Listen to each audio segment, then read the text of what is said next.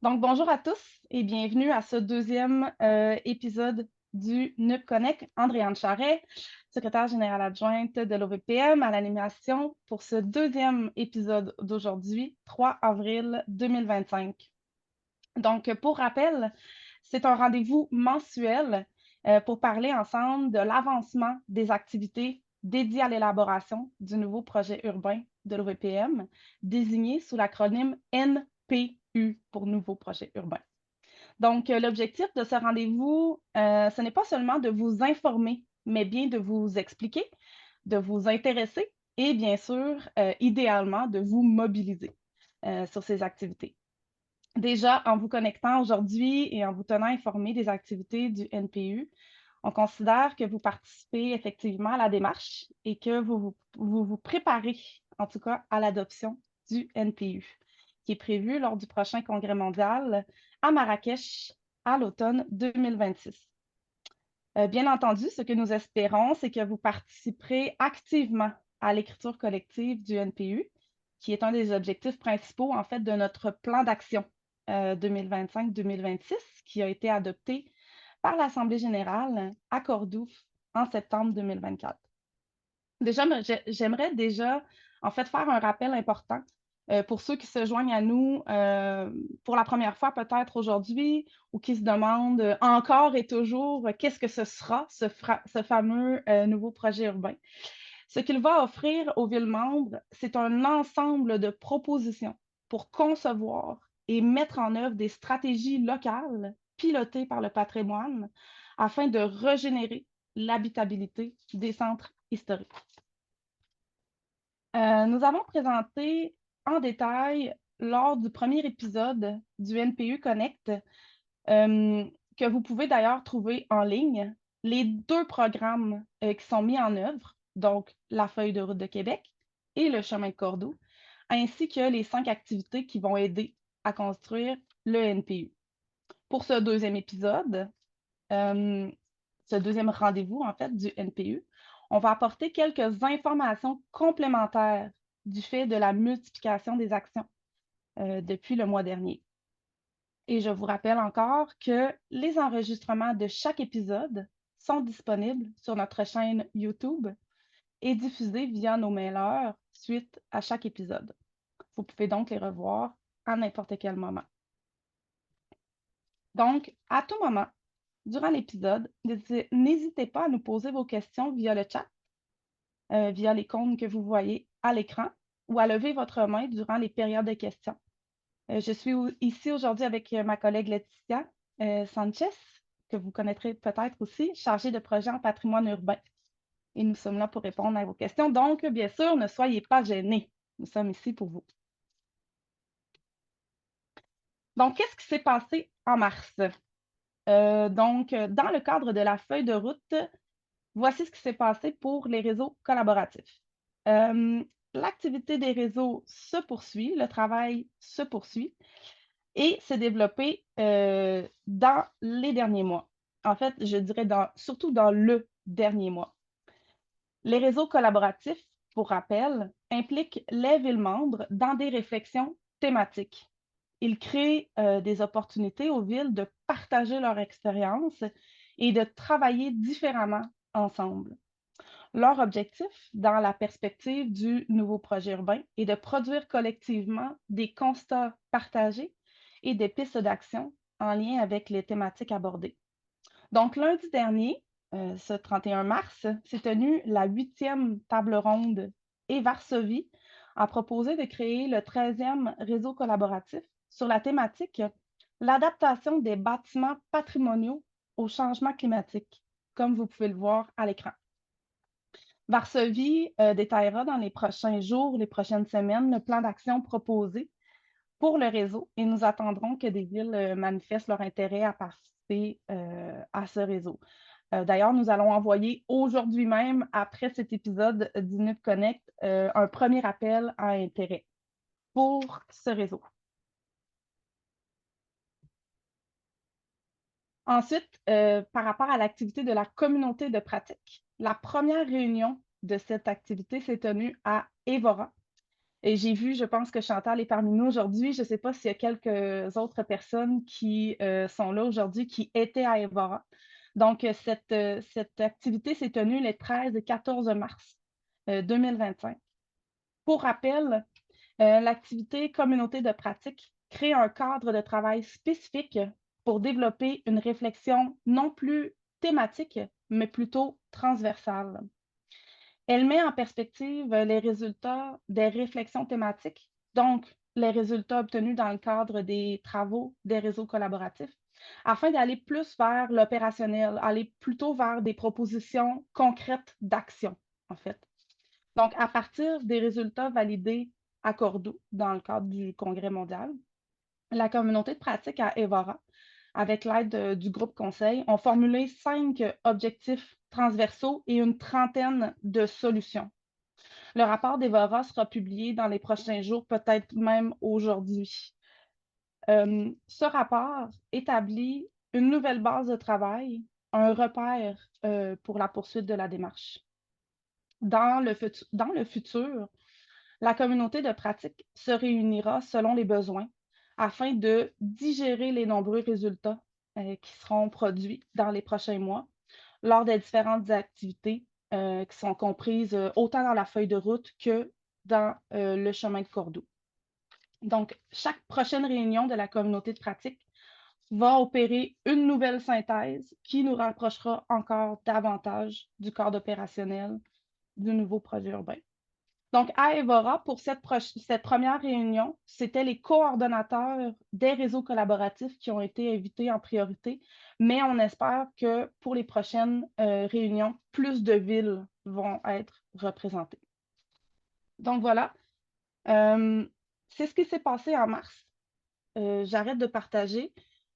Si jamais vous aviez des questions par rapport à ces deux activités, que je viens de parler, donc le nouveau réseau collaboratif qui va se former pour la ville de Varsovie et la première activité de la communauté de pratique qui s'est tenue à Evora à la mi-mars, en fait. Je ne sais pas si Chantal, tu as envie de dire un ou deux petits mots. Et là, je te mets on the spot, comme on dit, mais un ou deux petits mots par rapport à la réunion à Evora que vous avez eue. Oui, ça s'est très bien passé, puis j'ai hâte que vous partagiez là, justement le résumé là, des réflexions transversales qu'on a pu faire à partir des constats des 12 réseaux collaboratifs. Donc, c'est un document, je pense, intéressant parce qu'il résume en 5 objectifs là, tout ce qui a pu être discuté au sein des réseaux collaboratifs et toutes les villes qui y ont participé. Donc, j'ai bien hâte de voir les réactions, puis voir aussi comment les villes puissent utiliser les actions là, qui sont proposées à partir des 5 objectifs transversaux. Mm, J'espère que ça va exactement. pouvoir servir. Très certainement. Puis, en fait, j'ai reçu la dernière traduction en espagnol aujourd'hui. Donc, d'après moi, on va pouvoir le publier là, dans le réseau au courant de la journée après vérification des traductions. Donc, est-ce que, là, je vois beaucoup de caméras fermées, là, j'aurais bien aimé voir quelques visages de plus, mais est-ce que, merci, Luxembourg Kim, bonjour, c'est très gentil. J'espère que tout est clair jusqu'à maintenant. Si jamais vous avez des questions, comme je disais plus tôt, Marion, bonjour. Bonjour, Jelena. Si jamais vous avez des questions aussi, n'hésitez pas à utiliser le chat. Donc, je repartage mon écran ici. Hop, voilà. Donc, voilà, je suis rendue maintenant à vous parler de... laissez-moi juste une petite seconde. Je vais faire quelque chose. Voilà. Je suis rendue maintenant à vous parler de ce qui va se passer pour le mois d'avril et même plus Donc, les 5 grandes activités du nouveau projet urbain poursuivent leur déploiement. Donc, chacune de ces 5 activités offre aux villes membres la possibilité de s'impliquer à différents niveaux selon leurs intérêts, leurs ressources et leurs priorités locales, bien entendu. Pour nous aider, le secrétariat général poursuit son étroite collaboration avec le groupe conseil, que je crois vous commencez à bien connaître, surtout depuis le congrès, le groupe conseil qui nous aide dans chacune des étapes d'élaboration et de déploiement des activités. Une autre nouvelle à vous annoncer, c'est que nous nous sommes associés formellement cette semaine à une experte qui va nous aider à mettre en œuvre les activités spécifiquement en Amérique latine. Peut-être que certains d'entre vous se rappelleront de Berenice Vidal Castellan, qui était coordonnatrice d'un réseau collaboratif au Mexique l'année dernière. Donc voilà, ce qui est à venir par rapport aux activités des réseaux collaboratifs, c'est que la ville de Split va présenter lors d'une prochaine table ronde une nouvelle thématique intitulée Renforcer le rôle de l'hospitalité dans la régénération urbaine. Et concernant les autres réseaux collaboratifs existants, nous attendons que se précisent les plans d'action afin que ces réseaux puissent continuer à contribuer utilement à la démarche avant la fin de l'année, idéalement, pour qu'on puisse injecter ces résultats-là dans le nouveau projet urbain qui sera présenté à Marrakech. Parallèlement, bien sûr, si de nouvelles propositions thématiques peuvent être soumises par les villes, bien sûr, on les acceptera et ça permettra de renforcer le dynamisme et la diversité des sujets explorés. Maintenant, on est très heureux de pouvoir vous annoncer que le premier City Lab sera organisé la semaine du 26 mai. Nous attendons de confirmer la ville hôte pour annoncer la date exacte. Il permettra de faire le point sur le rôle des communautés patrimoniales dans les dynamiques de transformation et d'aménagement urbain. Un autre City Lab va se tenir en septembre à Amsterdam et portera sur le tourisme durable avec un angle spécifique qui est encore à déterminer. Ce City Lab portera sur un sujet qui est essentiel et qui soulève beaucoup de questions et qui intéresse plusieurs de nos villes. Donc, cet atelier est rendu possible grâce à la coopération entre l'OVPM et l'Alliance pour un tourisme urbain équilibré. C'est une alliance qui a été créée par Amsterdam et un groupe d'autres villes du patrimoine et autres. Certaines de ces villes sont d'ailleurs membres de l'OVPM. Je vous rappelle que l'objectif des City Labs est de donner un éclairage plus spécifique sur des sujets issus tant des réseaux collaboratifs, de la communauté de pratique ou de l'accélérateur, et que les villes membres jugent qu'ils doivent absolument être injectés dans le nouveau projet urbain. Les villes membres qui seront intéressées par les sujets qui seront abordés pourront exprimer leur intérêt à participer via des appels à applications qui seront lancés dans notre réseau. Une autre nouvelle activité qui démarre sont les groupes focus. Leur mission au groupe focus, c'est de synthétiser et structurer les différents chapitres du nouveau projet urbain à partir des contributions de toutes les autres activités, donc les activités des réseaux, les activités des City Labs, de l'accélérateur, etc. Donc, le premier groupe focus à démarrer sera consacré à l'approche stratégique qui sera mise de l'avant dans le nouveau projet urbain. La ville de Cracovie accueillera la première réunion de ce groupe focus avant l'été. Le code d'étude qui servira de base à la discussion porte sur le plan directeur pour le développement d'un nouveau quartier créatif de Vézola à Cracovie, qui est en cours de finalisation.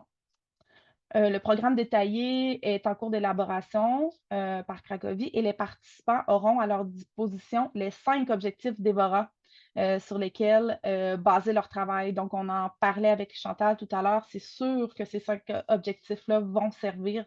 D'ailleurs, ils vont servir pour ce premier groupe focus.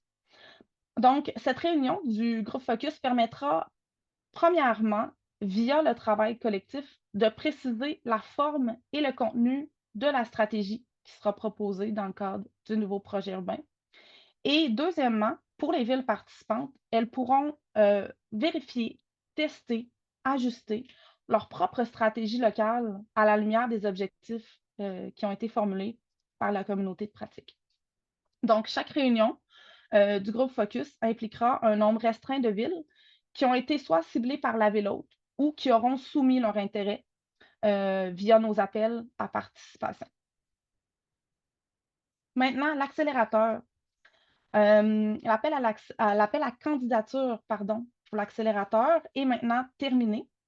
Ce programme est conçu comme un programme intensif de 9 mois. Il offrira aux villes sélectionnées un accompagnement sur mesure pour développer des projets pilotes et bâtir une stratégie de financement innovante. Le processus de sélection par nos partenaires de la Cultural Heritage Finance Alliance, CHIFA, est actuellement en cours. Donc, les noms des villes, je ne peux pas les annoncer aujourd'hui pour ceux peut-être qui s'y attendaient.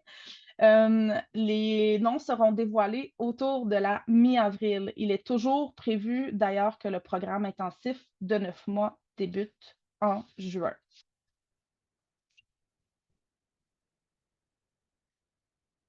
Et enfin, nous aimerions vous présenter une nouvelle initiative. Ce n'est pas un programme en soi, c'est plutôt une offre supplémentaire mise à disposition de nos villes.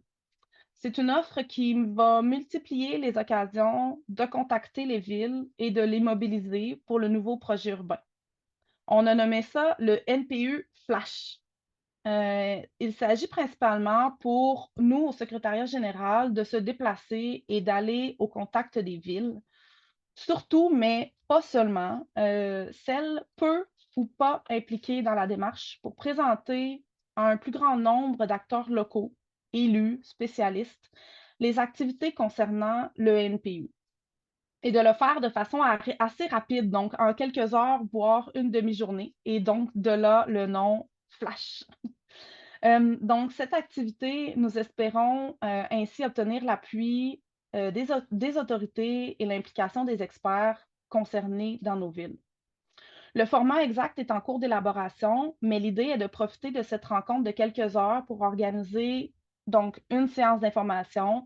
Je vous dirais un peu comme on est en train de le faire présentement avec la séance en ligne, ainsi qu'un court atelier qui serait comme une porte d'entrée aux activités. Le concept sera finalisé ce mois-ci et un appel aux villes intéressées sera lancé dans le réseau très prochainement. Donc, on vous invite à rester attentifs dans les prochaines semaines, vérifier notre calendrier, notre site web, les informations y seront diffusées.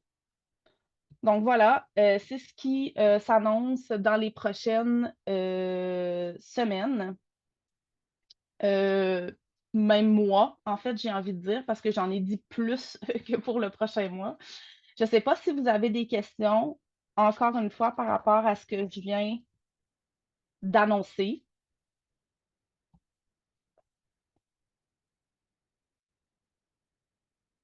Est-ce que c'était clair?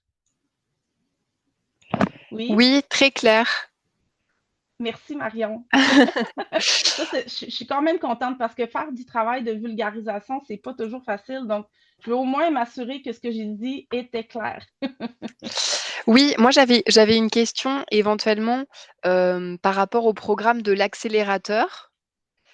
Hem, est-ce que ce serait possible pour toi de nous dire un peu plus concrètement en fait, ce que ça va ce que ça va créer comme projet? Enfin, on a un petit peu du mal à se projeter et du coup, est-ce que tu as la possibilité par rapport aux candidatures qui ont été reçues, sans nous donner le nom des villes, mais nous donner en fait le type d'axe, qui choisi pour travailler les projets, concrètement, ça se matérialise comment en fait cet, accompagnement financier, tout ça?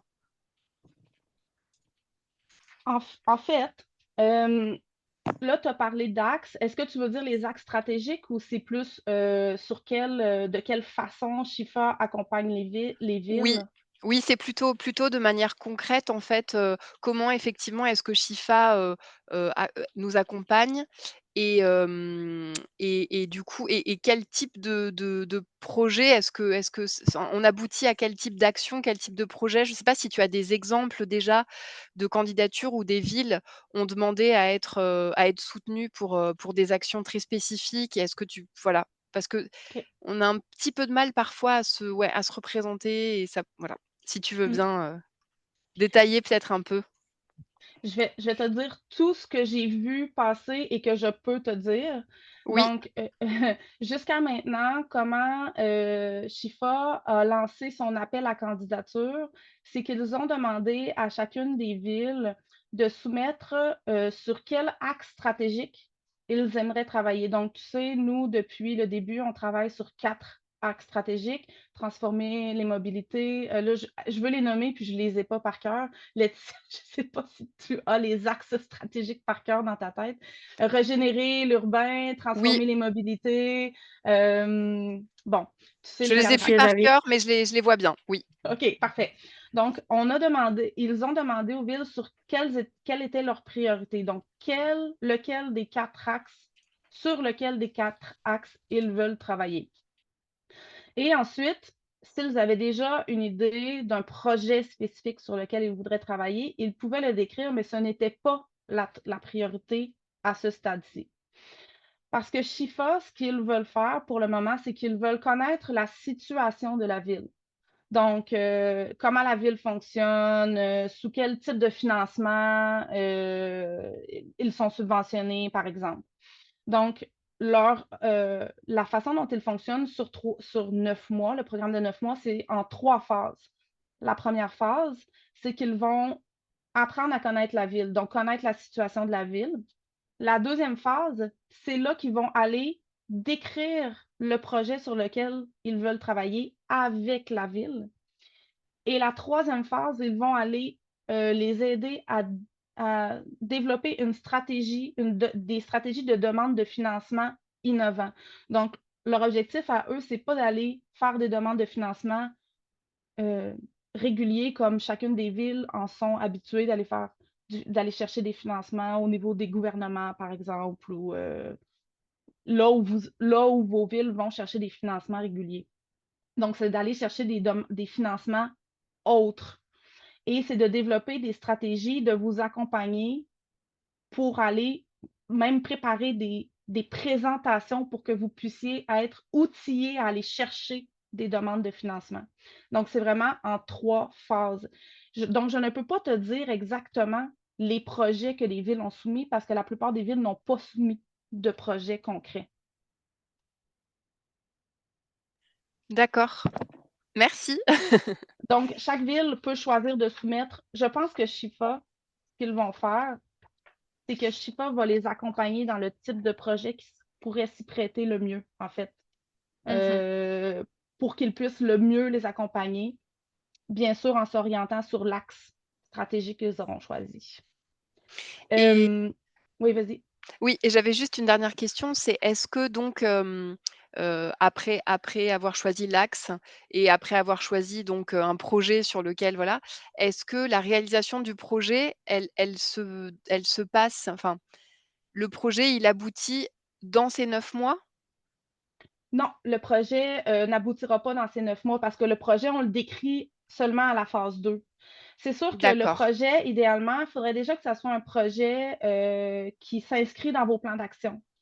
oui, Idéalement, parce que si c'est ben, c'est pas obligatoire, hein, mais moi, je vous donne un exemple. Si vous avez déjà, parce que dans chacune de vos villes, vous avez déjà des plans d'action, vous avez déjà des plans quinquennales, etc. oui, des Donc, actions prévues, oui. et des actions prévues. Donc, si vous avez déjà des actions prévues, vous pouvez réfléchir avec Shifa. Ah, ben, je pense que Shifa pourrait m'accompagner dans l'implantation de X ou X projet qui est déjà prévu d'être implanté. Donc, Shifa va s'imbriquer, va se fondre dans ce projet-là qui est déjà prévu, va vous aider à le mettre en place. Donc, D'accord. ça, c'est vraiment l'idéal. OK, OK. Merci beaucoup. Et bah, d'ailleurs, Marion, il y a aussi une deuxième phase, hein. Il y a, en fait, pas une deuxième phase, mais une deuxième cohorte de l'accélérateur qui sera prévue pour l'année prochaine, en fait. dès que la première cohorte est terminée, il y aura une deuxième cohorte qui va débuter en 2026. Oui, mais c'est exactement, Pour ça. par rapport à ça que je posais la question, justement, par rapport à cette information, oui, que tu m'as Parfait. donnée.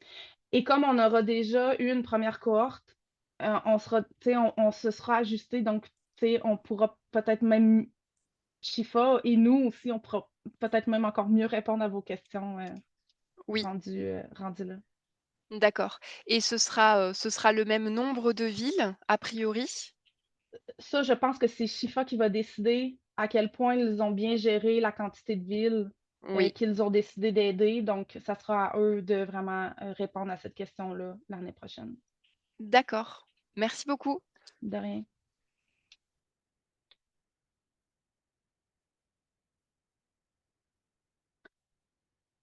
Autre question peut-être par rapport à ces activités?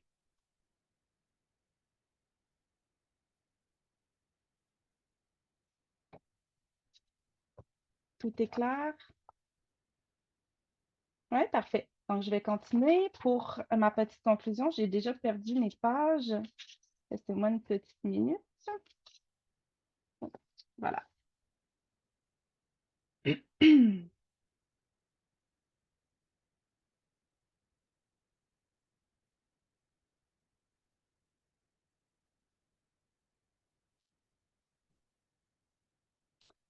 Euh,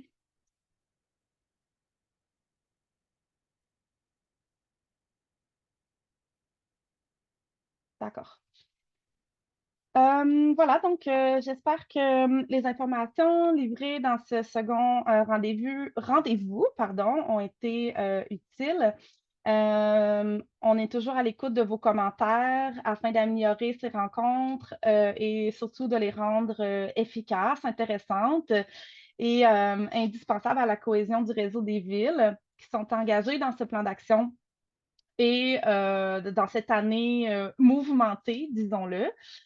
Donc, nous espérons que les informations vous donneront envie de participer, mais aussi peuvent vous donner des arguments forts pour expliquer à vos collègues et à vos élus tout l'intérêt de ce qui est en route présentement et que vous pourrez au besoin convaincre vos autorités que c'est le moment idéal pour vos villes de participer à ces activités. Donc, on vous invite à rester à l'affût des infolettres et de nos réseaux sociaux pour toute annonce concernant ces activités. Sur notre site web, vous trouverez aussi tous les documents de référence. Donc, à ce jour, on a un document sur le nouveau projet urbain, un document sur la feuille de route et ses activités, et un à venir très prochainement sur le chemin de Cordoue et ses activités. Donc, ils sont structurés de façon assez simple. On vous conseille vivement de vous y référer pour tout savoir sur ces programmes, mais aussi pour convaincre vos élus et vos collègues. Sur le site, vous trouverez aussi le rapport du symposium de Cordoue et très prochainement le rapport d'Evora. Mais j'ai envie de vous dire aussi que la meilleure ressource, ça demeure nous, notre équipe au secrétariat général. N'hésitez pas à nous contacter. On est toujours à votre disposition et on est là pour vous accompagner dans chacune des activités. Et on vous invite aussi à continuer à vous connecter mensuellement à ce rendez-vous de l'OVPM chaque premier jeudi du mois pour suivre de près l'évolution du travail et les opportunités d'implication pour les villes membres dans l'élaboration de ce fameux nouveau projet urbain. Donc là, exceptionnellement, puisque jeudi, le 1er mai, c'est le jour du travail dans plusieurs pays, on vous donne rendez-vous le deuxième jeudi du mois de mai, donc le 8 mai, à la même heure. Voilà, c'est tout pour aujourd'hui. Donc, vous recevrez prochainement, la semaine prochaine, en fait, le lien pour visionner l'épisode à tout moment pour vous y référer au besoin. Donc, j'arrête de partager. J'aimerais vous remercier à ceux qui étaient présents aujourd'hui. Merci pour ceux qui sont intervenus. Dernier épisode, on a eu 0 question. Maintenant, on en a eu une. Je suis très contente.